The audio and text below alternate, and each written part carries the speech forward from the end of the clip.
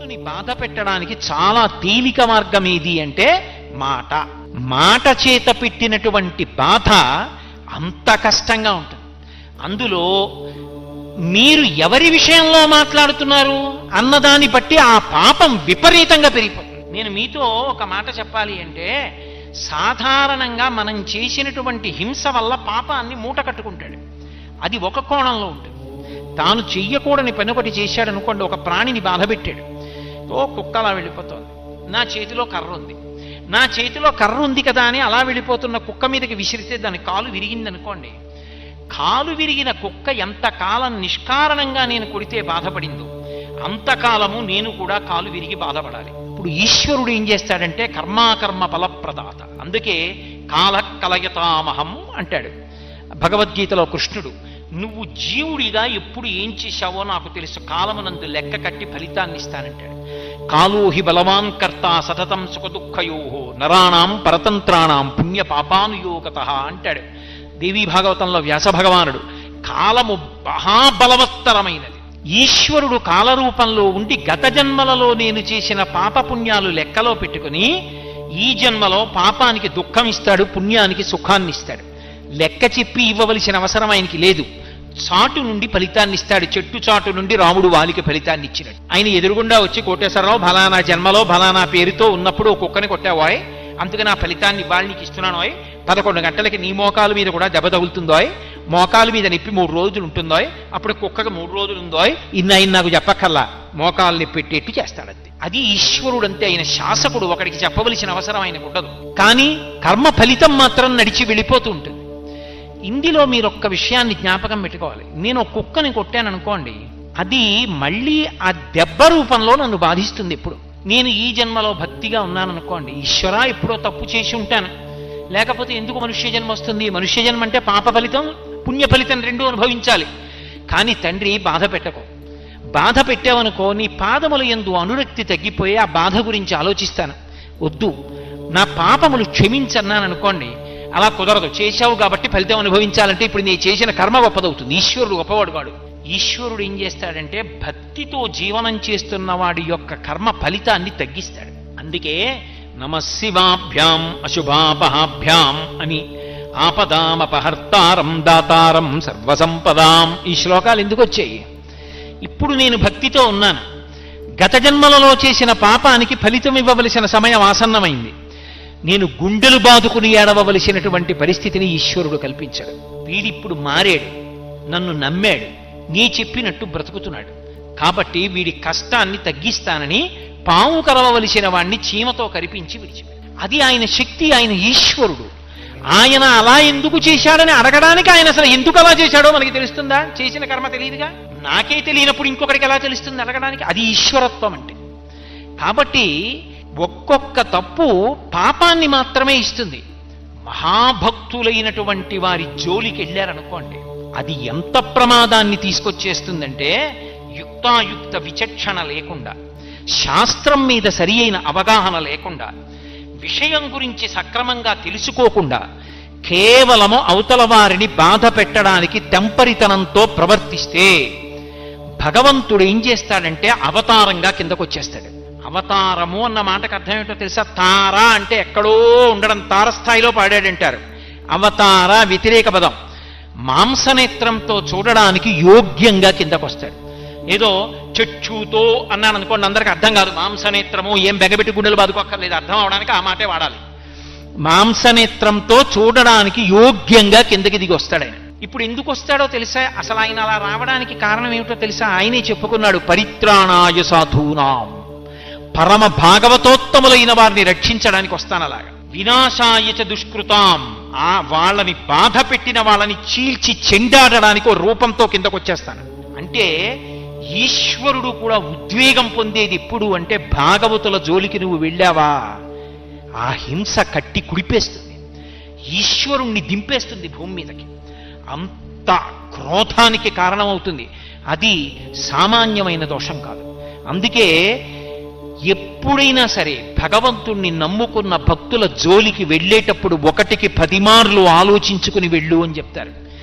మారీచుడు రామాయణంలో రావణాసురుడితో మాట్లాడుతూ అంటాడు, సీతాపహరణం చెయ్యి, సీతాపహరణం చెయ్యి అన్నాడు. అంటే మారీచుడు అన్నాడు, ఏమిటో సీతమ్మను అపహరించి తెమ్మంటున్నావు, అంత తేలికనుకుంటున్నావు, ఆ దోషం ఉట్టినే పోతుంది అనుకుంటున్నావా?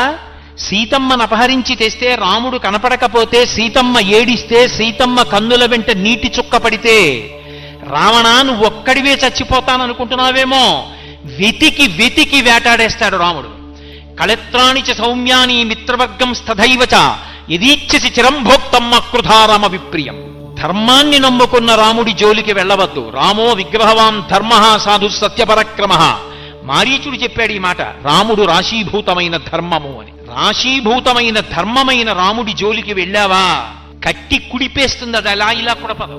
నిన్నొక్కడనే బాధ పెడుతుంది అనుకుంటున్నావేమో, అది మళ్ళీ నీకు ఫలితంగా ఇవ్వడం మొదలుపెట్టిన నాడు తెలుస్తుంది. కళత్రాణి చ సౌమ్యాని మిత్రవర్గం స్థైవచ. భార్యలు, బిడ్డలు, నిన్ను నమ్ముకున్న సైనికులు, నీ ఆస్తి, నీ ఐశ్వర్యం, నీ కాంచన లంక సర్వము నశించిపోతాయి.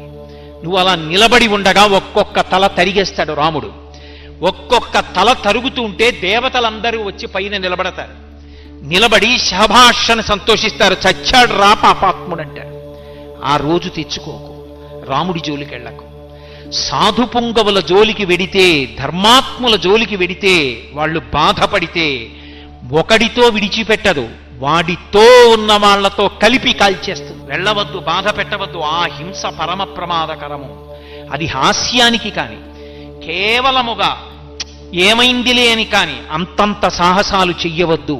అవి చాలా ప్రమాదకరమైన సాహసాలు అని హింస విషయంలో శాస్త్రం హెచ్చరిక చేస్తుంది. అందుకే భాగవతంలో దేవతలందరూ ప్రార్థన చేస్తే శ్రీ మహావిష్ణువు మాట్లాడతారు. ప్రహ్లాదోపాఖ్యానంలో మాట్లాడుతూ ఆయన ఒక మాట అంటారు, శుద్ధ సాధులందు సురలందు, శుద్ధ సాధులందు సురలందు శృతులందు గోవులందు విప్రకోటియందు ధర్మపదవియందు తవిలినాయందు వాడెన్నడలుగు నాడు హింస పొందు అన్నాడు. ఇదే మాట వాడాడు ఆయన, హింస పొందు అన్నాడు. అల్లా ఇల్లా ఉండదు నేను పెట్టే బాధ. ఎంత కాలానికి నేను పెట్టిన బాధ గుర్తు తెచ్చుకొని మిగిలిన వాళ్ళు ఉలిక్కి పడతారు. అమ్మ బాబోయ్ అంటారు, వినడానికి చదవడానికి భయపడతారు, అలా చంపుతారు. అందుకే ప్రహ్లాదుడి జోలికి వెడితే హిరణ్యకశిప సంహారం మామూలుగా చేశాడా? మామూలుగా చేయలేదు. అవతల బ్రహ్మగారికి ఇచ్చిన మాట నిలబెట్టి తొడల మీద పడుకోబెట్టి గోళ్లతో కడుపు చీల్చేశాడు, గుండెలు బద్దలగొట్టేశాడు, నెత్తురు తాగేశాడు.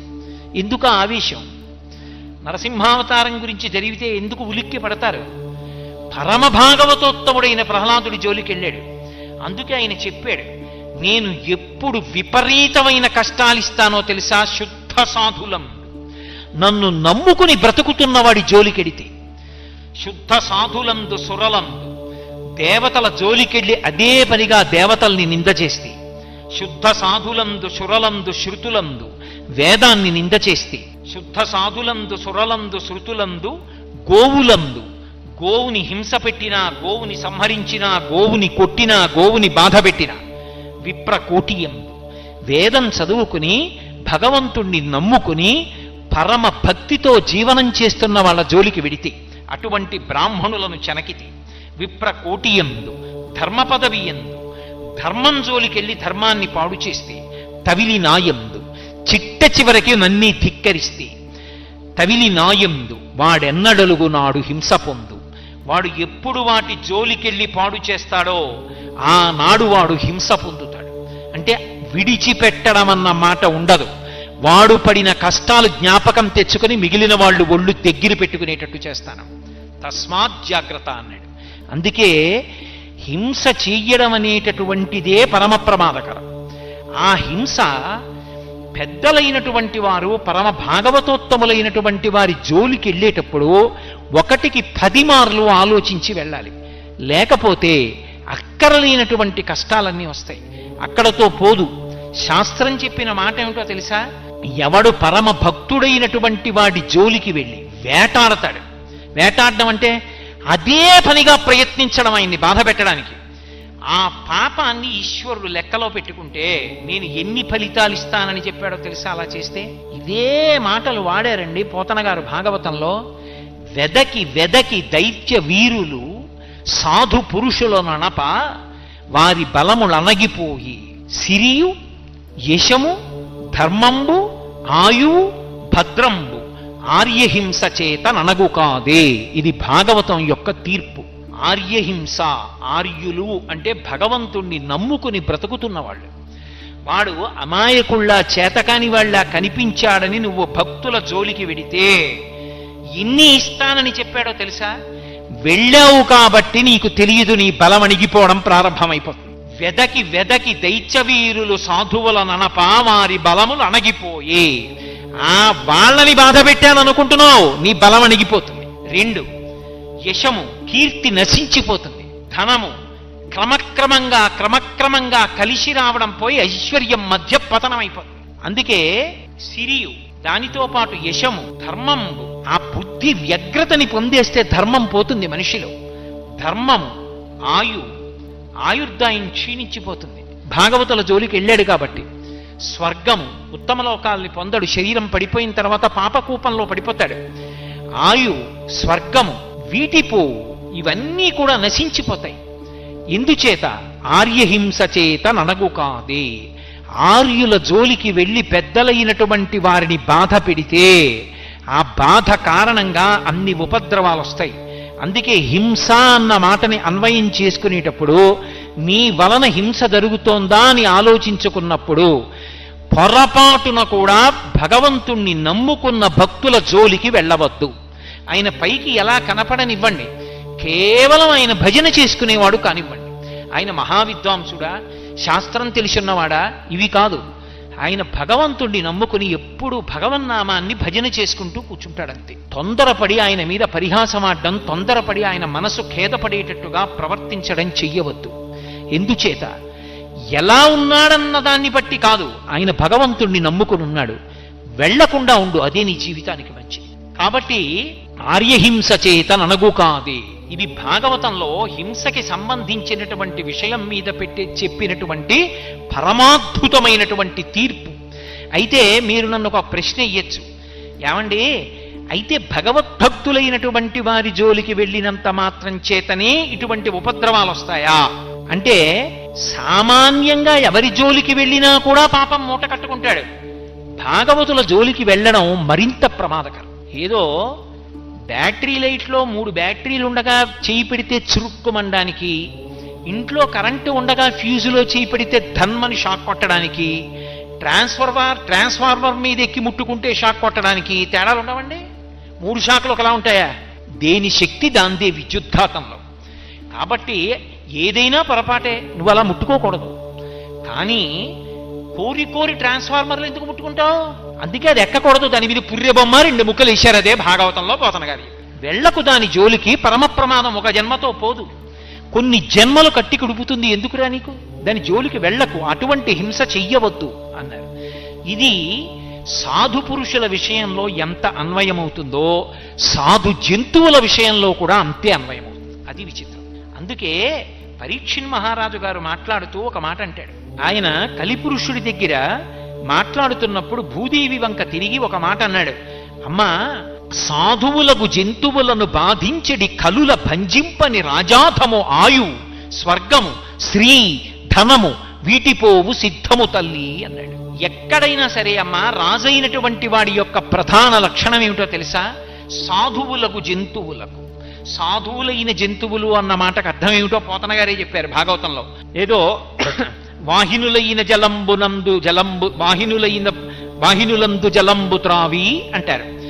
ఎవ్వరూ తాగనటువంటి నీళ్లు ప్రవాహంగా వెళ్ళిపోతుంటే అందులో ఉన్న నీళ్లు తాగి, వాసవి అయిన గడ్డి తిని, ఎవ్వరూ తిననటువంటి గడ్డి తిని, అది కూడా గబగబా తిని, బ్రహ్మచారి దగ్గర నుంచి సన్యాసి వరకు తాగడానికి వీలైనటువంటి పాలనిచ్చి, తల్లి లేనటువంటి బిడ్డలు తాగడానికి కావలసిన పాలనిచ్చి, ఇహమునందు నువ్వు చేసిన పాపాలు పోగొట్టుకోవడానికి అభిషేకం చేయడానికి పంచామృతాల్లో ఒకటైన పాలనిచ్చి, ఆ పాలతో చేసిన పదార్థాన్ని ఈశ్వరుడికి నైవేద్యం చేస్తే అపారమైన ఫలితమిచ్చి, ఇన్నిటికి యోగ్యమైన పాలని, పాలలోంచి పెరుగుని, నేతిని ఇచ్చి, తన గోమయం, తను విడిచిపెట్టినటువంటి పేడ తీసుకొచ్చి భూమి మీద అలికితే యజ్ఞం చేయడానికి కూడా భూమి పవిత్రమవుతోంది. అటువంటి పేడని ఇస్తూ పంచగవ్యములలో ఒకటైనటువంటి మూత్రాన్ని ఇస్తూ నీకు అక్కర్లేని గడ్డిని, నువ్వు తాగని నీటిని తాగి నీకు ఇహమునందు పరమునందు పనికొచ్చేటటువంటి ఇన్నిటిని ఇస్తున్నటువంటి పరమ సాధుమూర్తి అయినటువంటి గోవుని బాధ పెడితే దాని అర్థం సాధువులకు జంతువులకు అంత మనకక్కర్లేనివి పుచ్చుకొని మనకి ఇహము పరము ఇన్నిటిని కల్పించగలిగినటువంటి అద్భుతమైన పదార్థములను ఇవ్వగలిగినటువంటి జంతువులను బాధ పెడితే నిష్కారణంగా ఈశ్వరుడు అంగీకరించాడు. అందుకే రాజు ప్రధాన కర్తవ్యమేది అంటే అటువంటి జంతువుల జోలికి ఎవరెళ్ళారో వాళ్ళని భంజించాలని చెప్పారు భాగవతం. వాళ్ళని వెంటనే అలా బాధ పెట్టకుండా నిగ్రహించాలి. అలా చేయకపోతే నేనంటలేదు, పోతన గారు అంటున్నారు భాగవతంలో, వ్యాసుల వారు చెప్పిన మాట చెప్తున్నారు. సాధువులకు జంతువులను బాధించడి కలుల భంజింపని రాజాధము ఆయువు ధనము స్వర్గము శ్రీ వీటిపోవు సిద్ధము తల్లి. అమ్మా, ఎప్పుడైనా సరే సాధువులైన జంతువుల్ని బాధ పెట్టేటటువంటి కలులను భంజింపనటువంటి పరిపాలకుడు ఎవరుంటాడో అటువంటి వాడి యొక్క ఆయుర్దాయము నశించిపోతుంది, అటువంటి వాడి యొక్క ఐశ్వర్యము పతనమైపోతుంది, అటువంటి వాడికి శరీరం పడిపోయిన తర్వాత ఊర్ధ్వలోకవాసం ఇవ్వరు. అందుకేనమ్మా లోకంలో దుష్టజన నిగ్రహంబును శిష్టజనానుగ్రహంబును నృపులకు స్రష్ట విధించెనని పురాణ ద్రష్టలు చెప్పెదరు, ఇది సత్యము తల్లి అంటాడు. ఒక రాజు ఏం చెయ్యాలి అంటే దుష్టులైనటువంటి వారిని భంజించాలి, సాధు పురుషులైనటువంటి వారిని రక్షించాలి. దుష్టులను భంజించి శిష్టులను రక్షించకపోతే ఆ రాజు అని పేరు తెచ్చుకోలేడు, ఆయన భగవంతుని చేత అనుగ్రహింపబడడు. అందుకే హింస అన్న మాటలో ప్రభువు దగ్గర నుంచి సామాన్యుడి వరకు కర్తవ్యతానిష్టతో చూసుకోవలసినటువంటి అవసరం ఉంటుంది. ఇది నేను చెయ్యాలా చేయకూడదా పరమ జాగ్రత్తగా చూడాలి. నిష్కారణంగా మాటలతో బాధ పెట్టడం అలవాటు చేసుకున్నాడు అనుకోండి, దానికి బాధ పెట్టడమే ప్రయోజనం తప్పించి అందులో ఏదో శాస్త్రం చెప్పడమో లేకపోతే ఏదో మంచి విషయాన్ని మాట్లాడటమో అది కాదు. కేవలం అవతల వారిని బాధ పెట్టడమే ప్రయోజనంగా బాధ పెట్టాడనుకోండి తన మాట చేత, అది పరమ ప్రమాదకరమైనటువంటి విషయం. అటువంటి పనులు చెయ్యకూడదు. చెయ్యకుండా ఎప్పుడూ కూడా వాక్కుని నిగ్రహించుకోవాలి. అందుకే ఆ వాక్కు మీద అటువంటి నిగ్రహ శక్తి లేనివాడు ఎవరుంటాడో వాడి మాట వలన ఎంతమంది బాధపడతారో అటువంటి వారిని పరమేశ్వరుడు కూడా శిక్షిస్తాడు. మీరు అందుకే చూడండి, మనస్సుని బాధ పెట్టడానికి